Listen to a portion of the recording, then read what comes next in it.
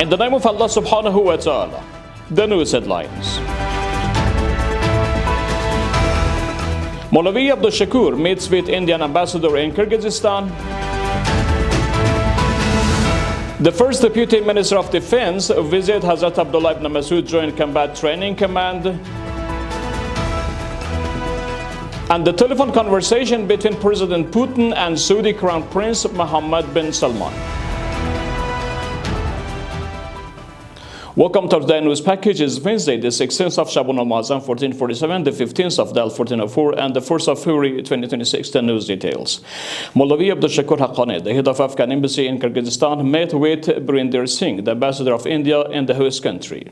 Based on the Afghan embassy in Kyrgyzstan, both sides discussed the expansion of political, economic, and trade relations between the two countries, as well as cooperation in visa facilitation, healthcare, tourism, investment, and humanitarian assistance.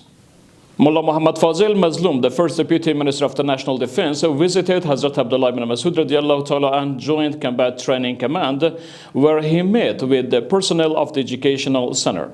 During the meeting, he described the education and training of personnel as a top priority of the Ministry of National Defense and emphasized obedience to the orders of the leadership. He also provided necessary recommendations to the officials of the command in order to improve operational affairs.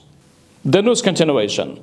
The distribution of wheat and cash assistance for 1,200 returnee families has begun in Farah province. The Minister of Agriculture, Irrigation and Livestock stated that under this process, each family will receive 5 sacks of wheat and 5,000 Afghanis in cash.